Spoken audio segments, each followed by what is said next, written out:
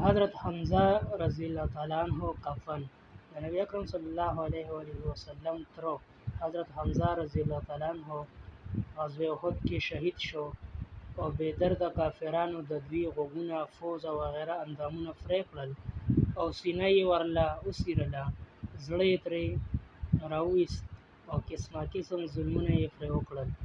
د جنگ په ختمېدو نبي اکرم صلی الله علیه و آله وسلم او نورو صحابه رضی الله تعالی عنهم د شهیدانو لاشونه تلاش شروع کړو. د هغوی د کفن انتظام یې کولو چې حضرت حمزه رضی الله تعالی عنه یې په دې حالت کې ولیدو. ډېر خفګان پرې تیر شو او په یو څادر یې پټ کړو. په دې کې د حضرت حمزه رضی الله تعالی عنه حقیقي خور حضرت صفیه رضی الله تعالی عنها تشریف راوړو چې د خپل ورور حال وویني. نبی علیه الصلاة والسلام په دې خیال چې آخر ښځه ذات دی، د داسې ظلمونو د کتلو زغمل به ورته ګران شي، د هغوی زوی حضرت زبیر رضی الله تعالی عنه ته ارشاد وفرمایو چې خپله مور دې کتلو نه منع کړه. هغه مور ته عرض وکړو چې نبی علیه الصلاة والسلام د کتلو نه منع فرمایلې ده. هغوی وایي چې ما دا اورېدلي دي چې زما د ورور پوزه، غوږونه وغیره پرې کړی شوي دي. د الله تعالی په لار کې دا کومه لویه خبره ده. موږ په دې راضي یو. زه د الله تعالی نه د ثواب امید لرم او انشاءالله صبر وکړم. حضرت زبیر رضی الله تعالی عنه نبی علیه الصلاة والسلام ته ورغی، د مور خبرې ورته عرض کړو. نبی علیه الصلاة والسلام چې د هغې جواب واورېدو، د لیدو اجازت یې ورکړو. راغله، ویې لیدو، انا لله ووی او د هغه دپاره یې استغفار او دعا وکړه.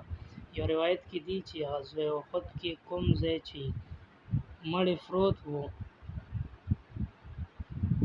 یوه ښځه په تیزۍ سره راتلله. نبی علیه الصلاة والسلام وفرمایل وګورئ دا ښځه منع کړئ. حضرت زبیر رضی الله تعالی عنه فرمایي ما وپېژنده چې زما مور ده. زه په تلوار یې منع کولو دپاره ورمخکې شوم، خو هغه طاقتوره وه. زه یې یوه موقع ووهلم او ویې ویل لرې شه. ما ورته وویل چې نبي علیه الصلاة والسلام منع فرمایلې ده، نو فوراً ودرېده. دې نه پس یې 2 څادرې راوایستلې. ویې فرمایل چې ما د خپل ورور د کفن لپاره راوړي دي چې د هغه د وفات خبر مې واورېده. په دې څادرونو کې کفن ورکړئ. موږ هغه څادرونه واخیستل. حضرت حمزه رضی الله تعالی عنه مو پکې کفن کولو چې خوا کې ورسره یو انصاري شهید پروت و چې د هغه نوم سهیل رضی الله تعالی عنه و. د هغه هم کافرانو داسې حال کړی و څنګه چې د حضرت حمزه رضی الله تعالی عنه و. موږ ته د دې خبرې نه شرم راغی چې حضرت حمزه رضی الله تعالی عنه ته د 2 څادرونه کې کفن ورکړی شي او د انصاري دې یو هم نه وي. په دې وجه موږ دواړو دپاره یو څادر مقرر کړو، خو یو څادر په هغې کې لوی و، دویم لنډ. نو موږ حسڼې واچو چې حسڼې کې کوم څادر د چا په حصه کې راغی په هغې کې به کفن کړی شي. په حسڼې کې لوی څادر د حضرت سهیل رضی الله تعالی عنه په حصه کې راغی او لنډ د حضرت حمزه رضی الله تعالی عنه په حصه کې راغی چې د هغه د قد نه هم کم و. که سر به مو ورله پټولو نو پښې به یې ښکاره کېدلې او که د پښو طرف ته مو کړو نو سر به یې ښکاره کېده. نبي علیه الصلاة والسلام ارشاد وفرمایو چې سر ورله په څادر پټ کړئ او په پښو ورله پاڼې وغیره واچوئ. د ابن سعد روایت کې دي چې حضرت صفیه رضی الله تعالی عنها کله چې 2 څادرې واخیستې د حضرت حمزه رضی الله تعالی عنه لاش ته ورسېده، نو هغه ته نږدې یو انصاري هم په هغې حال کې پروت و. نو په یو څادر کې یې دواړو له کفن ورکړو. د حضرت حمزه رضی الله تعالی عنه څادر لوی و. دا روایت مختصر دی او د حمیس کتاب روایت تفصیلي دی. پیدا کې لیکي دا د دواړو جهانو بادشاه د تره کفن دی.